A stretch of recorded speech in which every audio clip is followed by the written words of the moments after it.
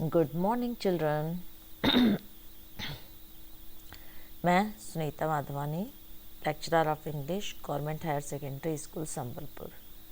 बच्चों, आपकी एग्ज़ाम की तैयारी बहुत अच्छी चल रही होगी और ये तो अभी लास्ट मोमेंट है। आप सब बस चीज़ों को अभी रिवाइज़ कर रहे होंगे।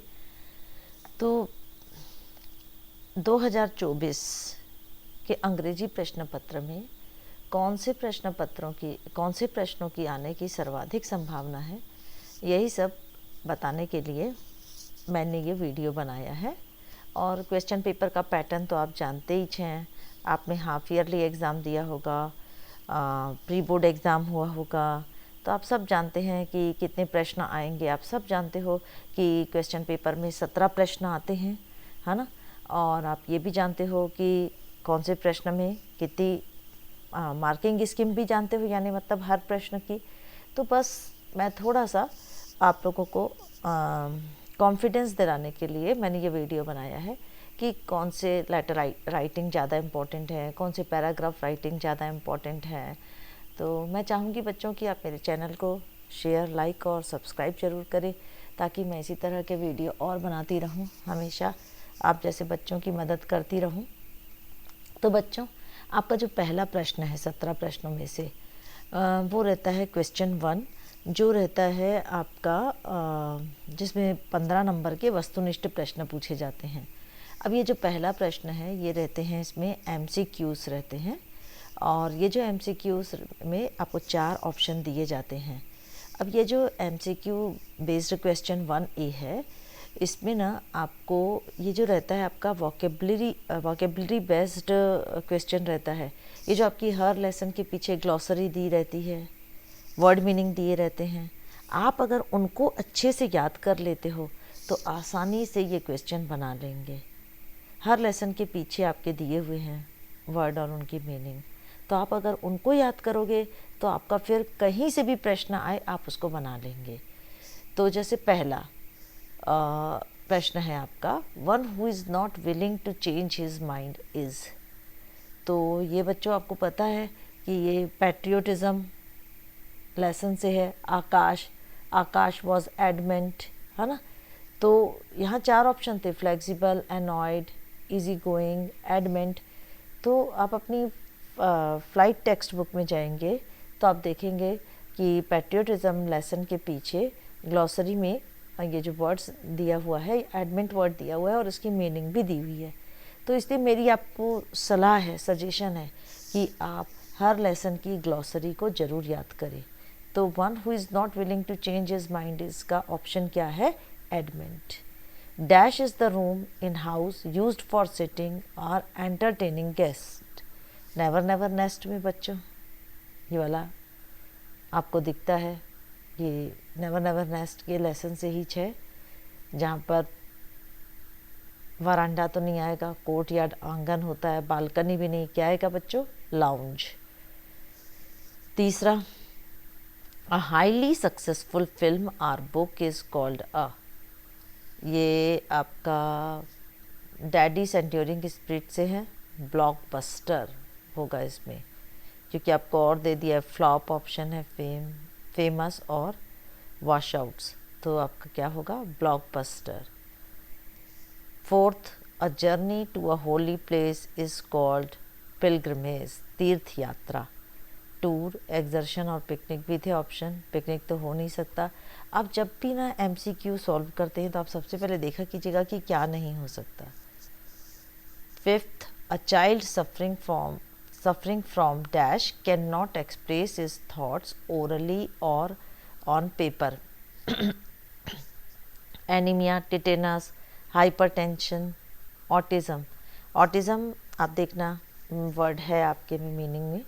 तो child suffering from autism can not express his thoughts orally और इन पेपर, इसका ऑप्शन क्या होगा? सी। लुई वाले लेसन से है ये। अब देखिए क्वेश्चन 1B है, इसमें mostly fill in the blanks पूछे जाते हैं। तो match the columns to make meaningful sentence, ये भी बेटा 5 नंबर का है। आपको इसमें तो पूरे 5 नंबर पक्के करने हैं। और ये क्या रहता है बेटा, कोई भी मैच द कॉलम आए, आप सबसे पहले ना इसमें ना मीनिंग को, सेंस को समझो। अब जैसे आप देखो पहला वाला क्या है, ही कफ्ड लाउडली। दूसरा है ऑल्दो प्रीति वॉज टायर्ड। देखो ही कफ्ड लाउडली, वो जोर से खांसा, वो जोर से खांसा। हम लोग कई बार खांसते हैं, क्यों खांसते हैं? किसी का ध्यान, जैसे ही हम खांसते हैं तो हमारी तरफ किसी का ध्यान आकर्षित होता है कि नहीं होता है? तो he coughed loudly to attract her attention. Although Preeti was tired, second option दिया है, ऑल्दो प्रीति वॉज टायर्ड। देखो second option, although Preeti was tired, she, ये सी हो गया है, शी कंटिन्यूड टू स्टडी। तीसरा है आई वेंट टू अलेक्जेंड्रिया। आपने पढ़ा है ये इब्न बतूता वाले लेसन में, फेरोस होते हैं वहाँ पर, to see the famous pharos. Karan had not studied for the test. Karan ने टेस्ट के लिए स्टडी नहीं किया था। अब जब हम स्टडी नहीं करेंगे तो स्वाभाविक है बच्चों हम क्या होंगे? So he was nervous. She had lived in Dhamtari, वो धमतरी में रहती थी। Before she shifted to Delhi. ये तो बच्चों मैं बताई हूँ कि पास्ट परफेक्ट के साथ हमेशा क्या आता है, वो वाला सेंटेंस आता है जिसमें क्या रहता है, सिंपल पास्ट टेंस और बिफोर और आफ्टर वाली कंजक्शन रहती हैं।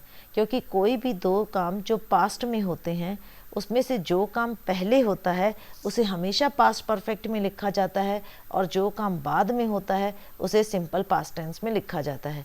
तो वो धमतरी में पहले रहती थी, कहाँ? दिल्ली शिफ्ट होने से पहले। तो आप अगर अपना थोड़ा सा, यानी दैट मीन्स आप अपना पूरा ग्रामर का नॉलेज थोड़ा सा यूज़ कीजिए, है ना, और इसमें आपको जिसके ऊपर कॉन्फिडेंस है उसको पहले बना लीजिए जिन क्लूज़ को, है ना, कि हाँ ये होगा, तो फिर आपको और आसानी जाएगी दूसरे ऑप्शंस को मैच करने में। कोई इतना कठिन नहीं आता है बच्चों, आप आसानी से क्वेश्चन 1 में 15 अंक स्कोर कर सकते हैं।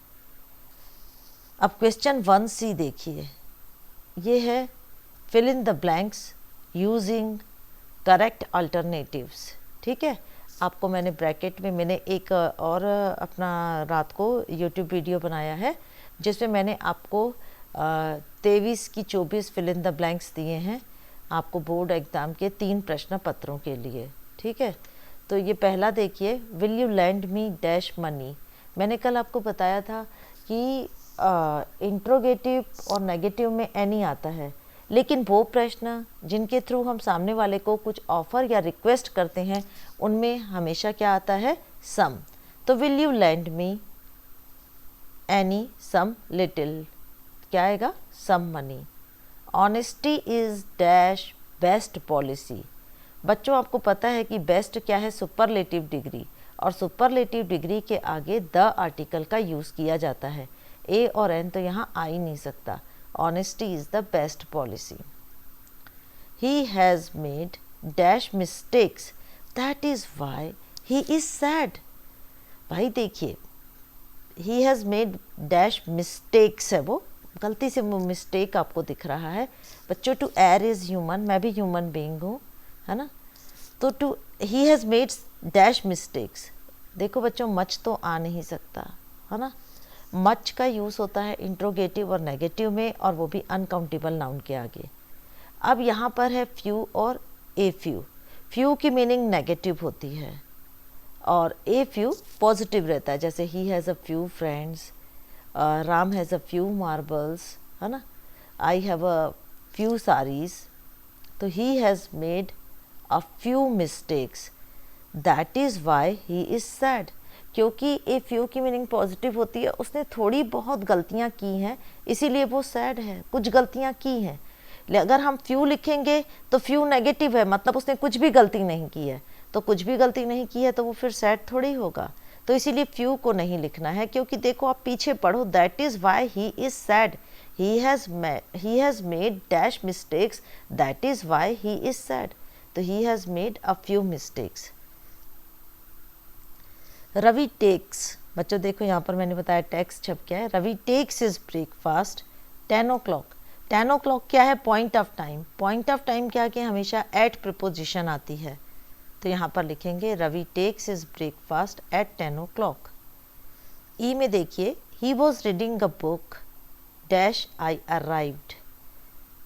ही was reading a book dash I arrived. तो आप यहाँ पर क्या लिखोगे? He was reading a book dash I arrived. I arrived इसमें क्या है? Simple past tense.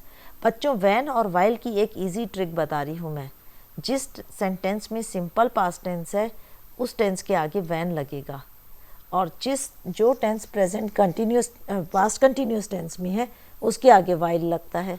तो आई अराइव्ड किस में है? सिंपल पास्ट टेंस में।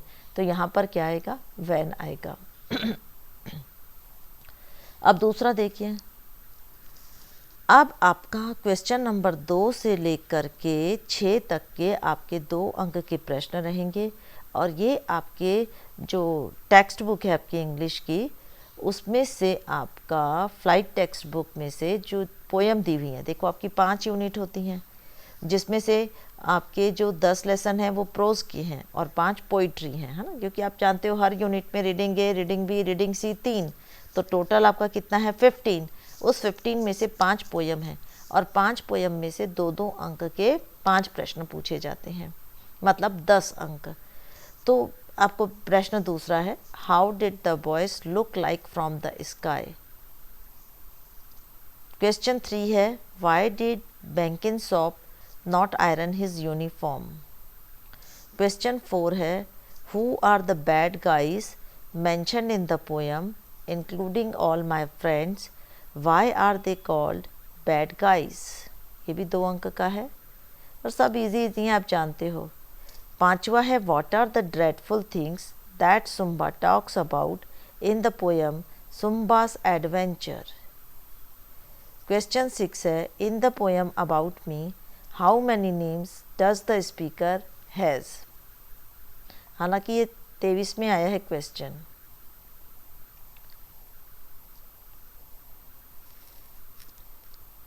अब प्रश्न 7वां देखिए। प्रश्न 7वां है, आपका एक अनसीन पैसेज रहता है। अब इस अनसीन पैसेज के क्वेश्चन बनाने के लिए आप सबसे पहले, आपको मैं एक ट्रिक बता रही हूँ कि आप क्या करना, सबसे पहले ना क्वेश्चन पढ़ लेना। अगर आप कोई भी अनसीन पैसेज है उसको कम समय में हल करना चाहते हो तो सबसे पहले क्वेश्चन पढ़ लो। अब क्वेश्चन पढ़ लेंगे ना तो आपको फिर ना जो आंसर है ना वो आसानी से मिलेंगे। मैंने पहला क्वेश्चन पढ़ लिया, how does exercise help us, है ना। नहीं, पहला प्रश्न क्या है, what is the great advantage of early rising and why. दूसरा है, how does exercise help us. तीसरा है, what can an early riser do it, what can an early riser do at the end of the day. और ये जो चौथा है, इसमें से आपको कुछ वर्ड्स पूछे जाते हैं, फाइंड द वर्ड्स। यहाँ पर आपको कुछ क्लूज दिया जाता है जिनकी मीनिंग आपको एक्सरसाइज से ढूंढनी रहती है। पहला आपको पूछा है careful and in a complete way, और दूसरा पूछा है मीनिंग टू परसुएड और attract somebody to do something. तो जैसे देखिए बच्चों, पहला what is the great advantage of early rising and why. कुछ बच्चे तो क्या करते हैं, पूरा का पूरा छाप देते हैं। तो आप देखिए कि आपको कितना यहाँ से नोट करना है। The great advantage of early rising is the good start, it gives us comfort in our days work. तो आप चाहें तो इसको अपने ओन वर्ड्स में भी लिख सकते हैं, ठीक है। ओन वर्ड्स में लिखेंगे ना तो ज़्यादा मार्क्स अच्छे मिलते हैं, ठीक है। अब जैसे दूसरा था आपका, हाउ डज एक्सरसाइज हेल्प अस।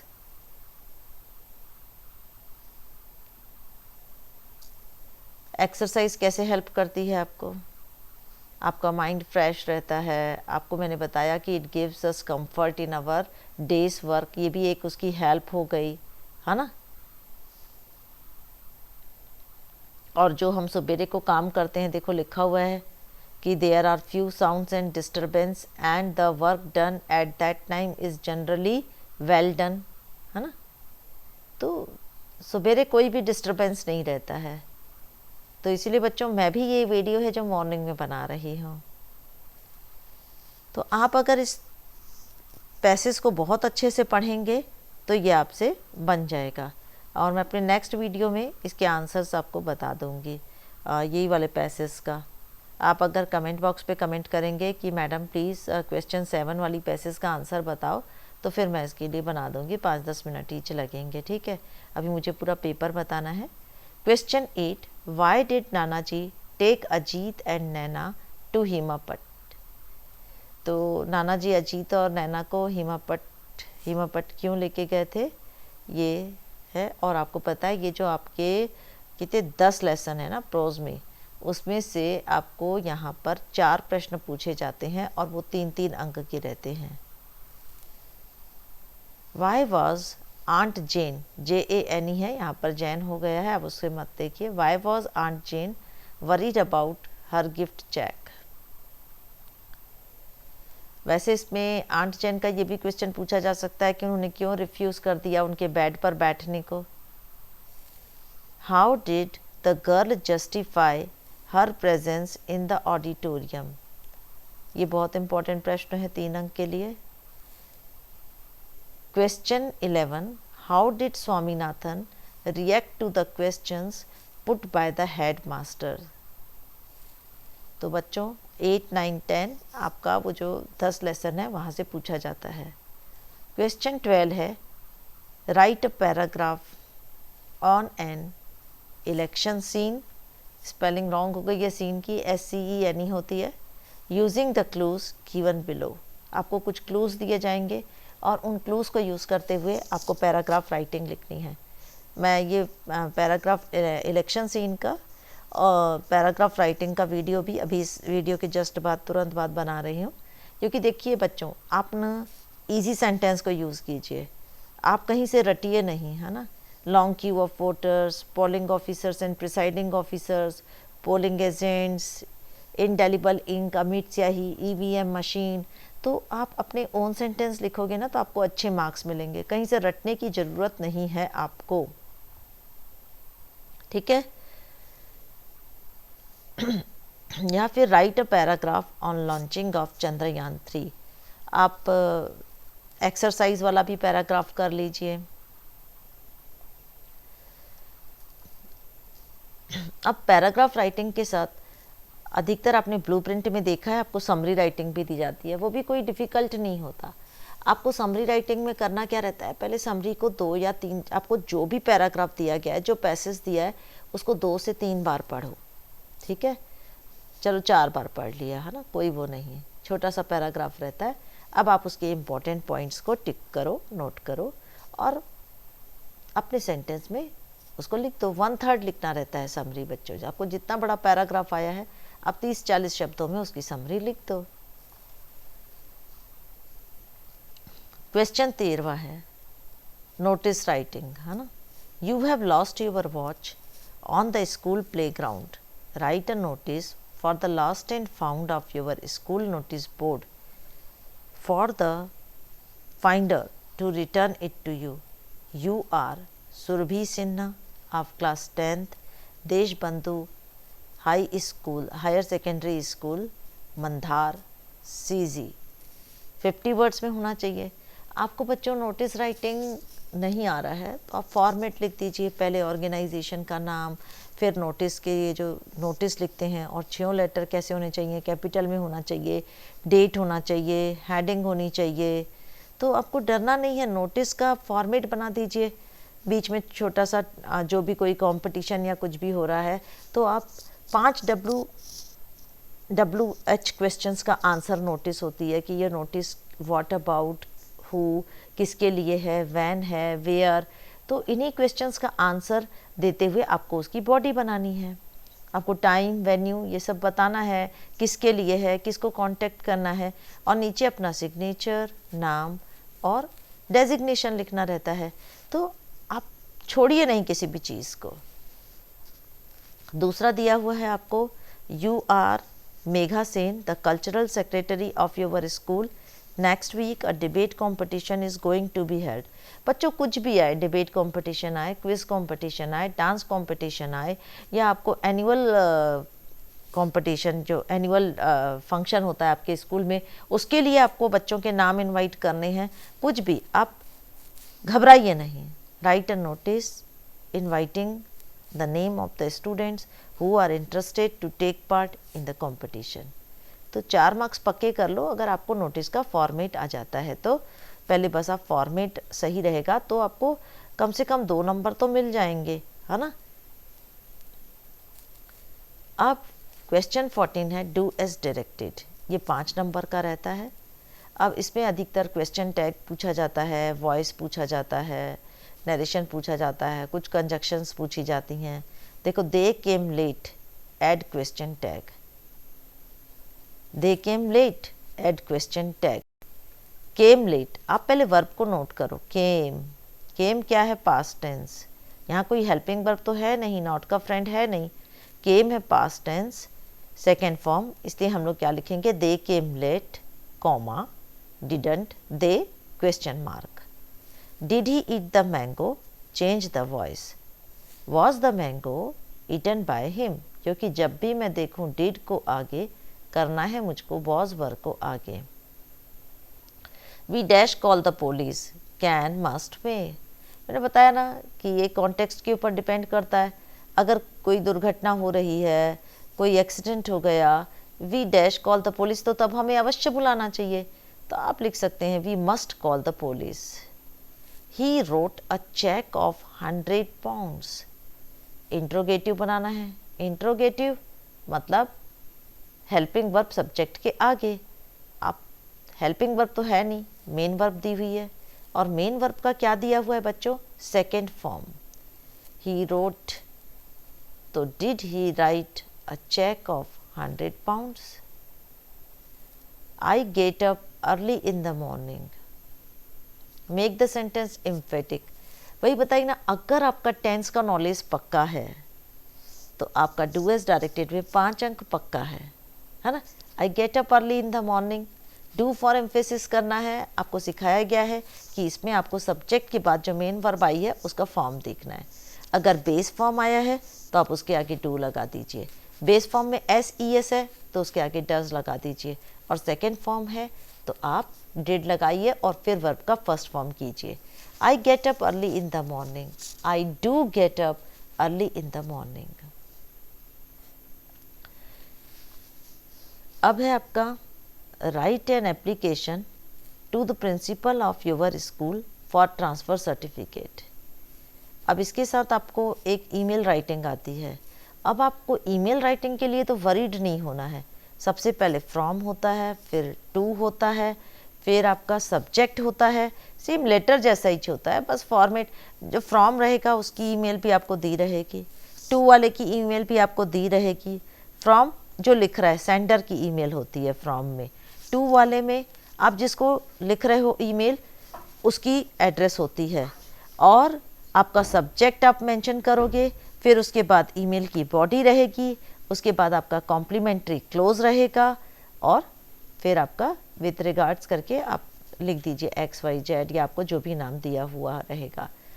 तो आपका एप्लीकेशन है ट्रांसफ़र सर्टिफिकेट के लिए, या फिर हो सकता है कि ये समर वेकेशन इस वाला ये जो लेटर है हो सकता है ये ईमेल के फॉर्म में आए, तो आपको घबराना नहीं है, बस फॉर्मेट याद रखना है और फॉर्मेट पे फिट करना है।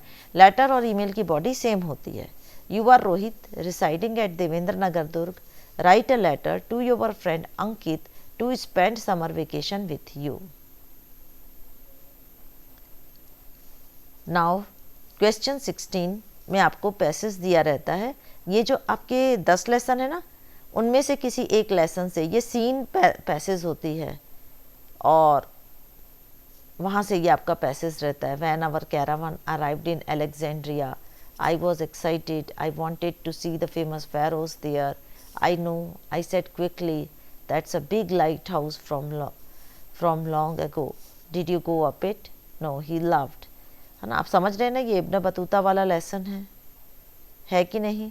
और बच्चों इब्न बतूता वाले लेसन से आपको ये वाला क्वेश्चन आराम आ सकता है, बहुत गारंटेड है। हु वाज इब्न बतूता, और उनकी फ़र्स्ट जर्नी कहाँ से हुई थी, कहाँ से स्टार्ट किए थे।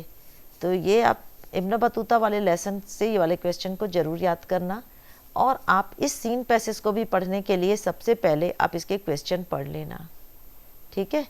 तो ये वाली पैसेज भी आपसे बन जाएगी। तो आप ये देख रहे होंगे। You can take screenshot also, ताकि आप इस पैसेज को बाद में बना सके। क्योंकि ये देखिए आपको यहाँ पर क्या उठाया गया है, फाइंड वर्ड्स। चौथा क्वेश्चन में ना यही पूछा जाता है, या तो वर्ड मीनिंग पूछी जाती है, या नहीं तो फिर आपसे क्या पूछा जाता है, कुछ वर्ड्स पूछे जाते हैं जिनके एंटोनिम्स पूछे जाते हैं। एंटोनिम्स मतलब अपोजिट वर्ड्स पूछे जाते हैं। तो ये भी आपके लिए बहुत आसान है। और मेरे नेक्स्ट वीडियो में मैं 4-5 पैसेज ईच आप लोगों को हल करवाने वाली हूँ, ठीक है। ये आपके कौन कौन से लेसन से मेरा नेक्स्ट वीडियो आने वाला है, जिसपे मैं 4 पैसेज या 5 पैसेज का वीडियो बनाने वाली हूँ और आपको वो आंसर सहित बताऊँगी। इसलिए मैं चाहती हूँ कि आप मेरे चैनल को शेयर और सब्सक्राइब करें, ठीक है बच्चों। अब क्वेश्चन 17। क्वेश्चन 17 ये रहता है ऐसे, और ये ऐसे 8 मार्क्स का रहता है। My hobby, science in daily life, any festival, value of games and sports. तो बच्चों आप इस क्वेश्चन पेपर को अच्छे से इस क्वेश्चन पेपर के क्वेश्चंस को भी आप रिवाइज कर लीजिए। अच्छे से पढ़ तो आपने लिया होगा, है ना, ताकि आप अच्छे मार्क्स स्कोर कर सकें। और आज मैं एक और वीडियो अपलोड करूँगी, जिसमें ये जो 5 अंक के पैसेज हैं उनका कुछ 4 या 5 पैसेज जो मोस्ट IMP है हर लेसन से, कौन कौन से पैसेज आने की संभावना है, उनके मैं आंसर सहित एक वीडियो बना रही हूँ। तो इसीलिए मैं चाहूँगी बच्चों कि आप मेरे चैनल को शेयर और सब्सक्राइब ज़रूर करें, है ना। और बच्चों अपने टाइम को वेस्ट नहीं करें। 2 तारीख को आपका हिंदी का पेपर है। अगर आप टाइम वेस्ट नहीं करेंगे तो आपकी तैयारी बहुत अच्छे से होगी, है ना। तो ऑल द बेस्ट बच्चों, है ना। और please share, subscribe and like my channel. And आप कमेंट बॉक्स पे बताएंगे कि आपको कौन कौन से क्वेश्चंस के आंसर चाहिए। बाय।